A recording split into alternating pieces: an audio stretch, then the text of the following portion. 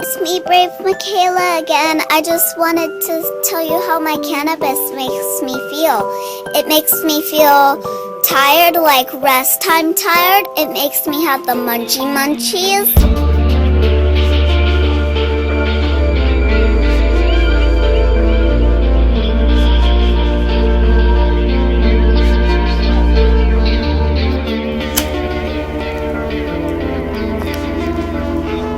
That's an easy day to remember.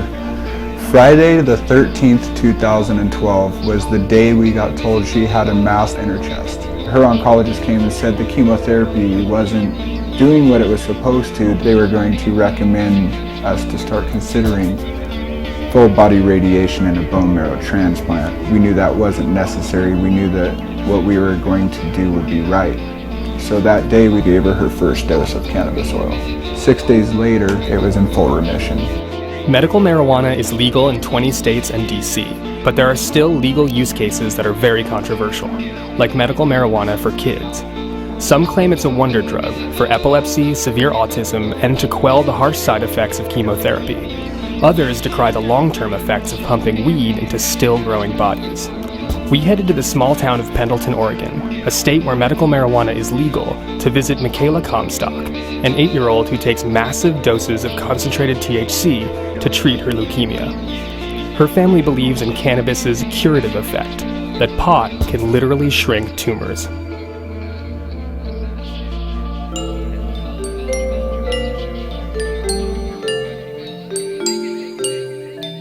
I like lemon. You like just eating? Sour. Hey, that's the dishwasher.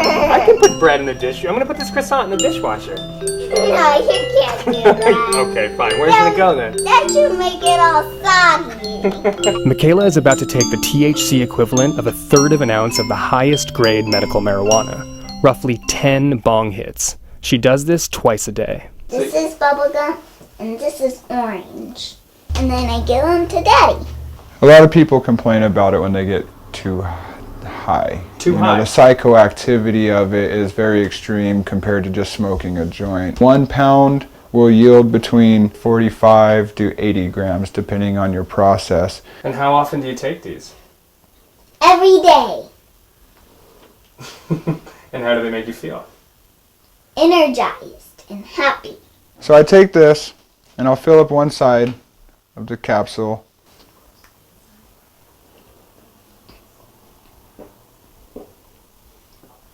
And sometimes I keep it in my mouth for a little bit so I can taste the flavor.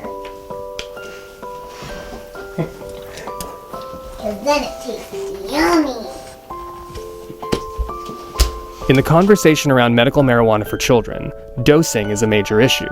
How much is too much? Michaela's treatment is about delivering the most amount of THC that she can tolerate, psychoactive properties and all. This is like the medicine basket. Saturation is key in treating cancer. You have receptors on every cell and organ in your body. The more cannabinoids you can intake, the more effective the treatment would be. And it protects the nerves from the damage caused by the chemotherapy. Cocoa butter lotion. It's a cannabis-infused essential oil blend that rolls right on. So it's just like a tiger balm, but... Yeah, you drop it right on your tongue. Yeah. Every now and again, Michaela likes to have medibles or infused goodies or candies.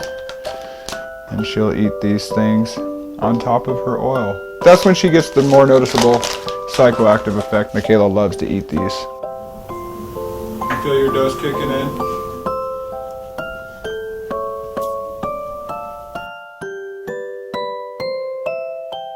In the absence of any formalized production, the THC oil that Michaela takes is made at Stony Girl Farms in a DIY garage operation. There are a lot of people who, including the federal government, who don't feel that children should have cannabis. But we feel that it's more important to save the child's life than be concerned about the child having THC in their system. Can you guys take us through the process of making the oil? It looks like you have some things set up. Absolutely. This is our processing area. The trimmings from all of this process, as you see, is going into here is actually what we're going to be making the oil out of. So we'll start by taking this and we'll put it into our food processor and we'll just quickly grind it up. Fire hazard is a very big problem with this. Make sure to do this outside, don't do it in your kitchen. We're going to put 1 pound of material in this pot, and then we're going to add to that 2 half gallons of 190 proof alcohol. So that's a really intense color, huh? It's a very, very intense color. In fact, there's many, many colors in that. When we start to pour it out, you'll see that there's lots of reds and purples and blues in it as well. It's really quite colorful. Watch the color of this as I pour it. It should be a real reddish color. Now we're going to take this mixture of alcohol and oil, and we're going to go ahead and pour it right directly into our Fry Daddy. Look at all those red colors in the center of that. What we're going to do is evaporate these alcohol fumes. We don't want to meet the fire department.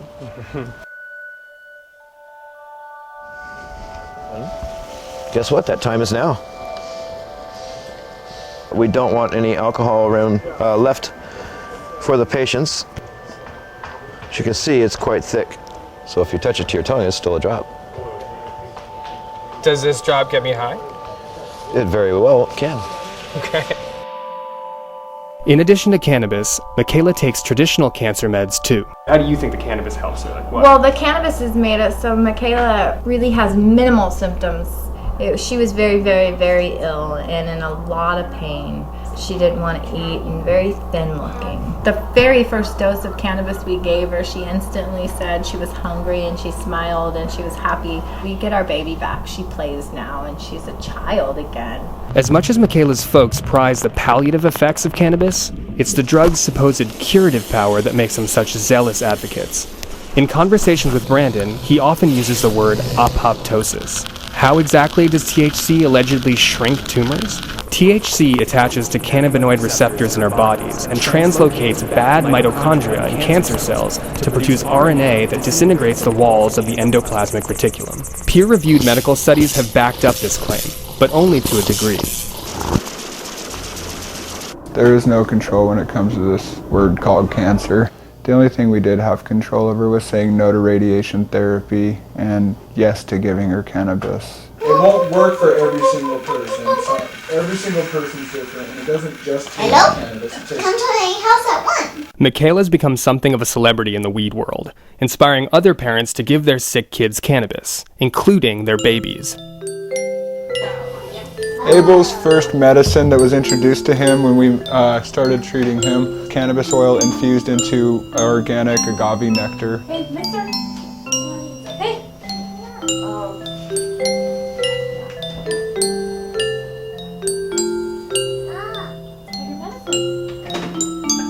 I love PB&J. He had stage 3 Wilms tumor. He didn't want to eat, he didn't want to play, he just kind of laid around all day. Then you introduced the cannabis. Yeah, and that day he made like a huge turn. He started eating and playing, and it was completely different. He was screaming, running around the house, barefooted, like just a normal kid. At this point, we should mention that the medical community at large doesn't think that pot can cure cancer, and furthermore that giving weed to kids presents more risk than therapeutic reward. Michaela's oncologist refused to comment on this story and never gave her a prescription for medical marijuana. A dispensary in Portland wrote the prescription, which is perfectly legal. Brandon has a dispensary card that allows him to be the delivering agent of medical marijuana. The way things work in Oregon is that each patient that is prescribed marijuana, even a child, is allowed a caregiver, and a grower to grow 6 plants. Brandon is Abel and Michaela's caregiver. When Michaela first began her cannabis treatment, she moved into Frankie's home clinic. We visited his garage grow room and found another layer in the community of believers in the healing power of weed. You can kind of consider it like an alternative medicine hospital of sorts. Well, you have inpatients, do you say? Well, we have had a couple, yes. Doesn't necessarily work for everybody. Sometimes we get people too late, and different cancers, different diseases respond differently, and they won't let us do much science on it. So at this point in time, it is really if you're pardon the pun, a grassroots movement, We moved here from the state of Alabama to grow medical cannabis. I had a dream of cannabis curing cancer and many diseases. I woke up in the middle of the night, Googled, found a movie called Run From the Cure. I found the information to be compelling. I ran in and woke my wife up and probably sounded and looked like some kind of maniac and told her that cannabis cured cancer. And we started researching, and we researched literally for months because it just sounds so preposterous. The condition against this plant, it's been so thorough for so long that to say that cannabis has any medicinal benefits, much less the ability to heal disease, sounds to people like you have totally gone off your rocker. I guess it took some researching to convince me that, you know, it actually, that there was a possibility that it did cure cancer, which was very profound. And then Michaela came along. Witnessing Michaela go through what she went through and seeing how well she did only further convinced us. Take a look at what other kids look like who are going through similar treatments. I think the evidence is overwhelming. She's the healthiest child on chemotherapy. Yeah. By She's far. a bundle of energy every day, all day long. It's not because of the chemotherapy. I do think it will be proven. You know, we're not legal federally. We're just going to continue to try to do what we feel is the right thing and hope that the federal government will allow us to do so. All right, so we're gonna read If a Peacock Finds a Pot Leaf. The 4 Rasta pigs, they were known as medical marijuana patients, but Peter didn't actually know why they needed it. So he decided to stop by and ask. He knocked on the door. "Who's there, man?" one of the pigs called from behind the door. "Hello, I'm Peter the Peacock from next door." They quickly opened the door and snatched Peter in. It's a good Rasta hat.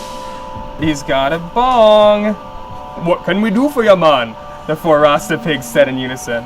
"Well, actually, I was just wondering why you need medical marijuana." The 4 Rasta pigs took turns telling Peter of how they'd been losing sleep ever since the wolf moved in down the street. Uh-oh. Eventually, they went to a doctor and found out they had insomnia. Their doctor recommended medical marijuana because it was natural and wouldn't harm their bodies, but it would help them sleep. Peter gets his medical marijuana license, tries it, and finally he feels so much better. With a smile on his face, he fans out his colorful wings, and he is happy again, thanks to medical marijuana. Yeah, that's good stuff. Kevin Sabet is the director of the Institute on Drug Policy at the University of Florida, and a former Obama administration drug policy advisor. This is Kevin.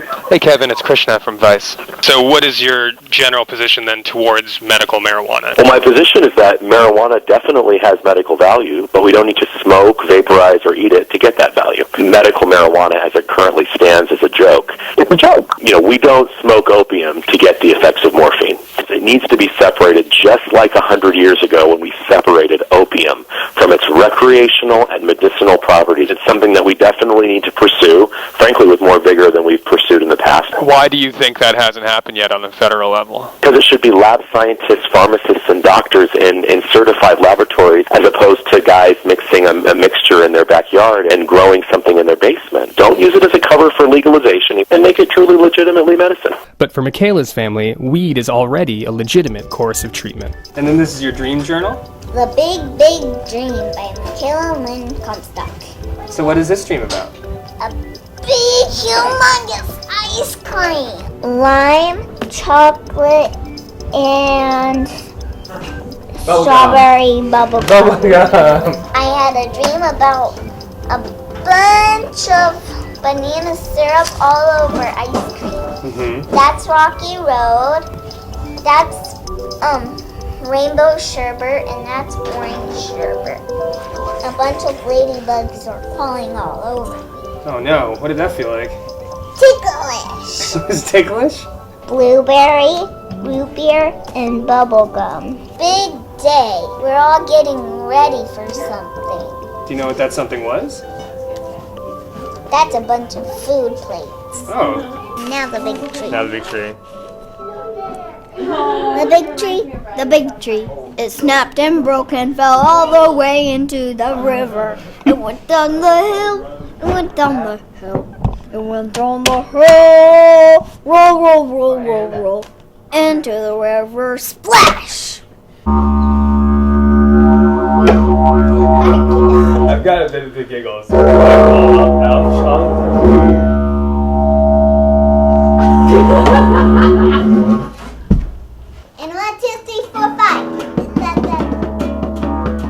It's hard to imagine what it's like to have your kid diagnosed with cancer, but it's clear that Michaela and her folks are empowered by what they believe to be marijuana's positive effects.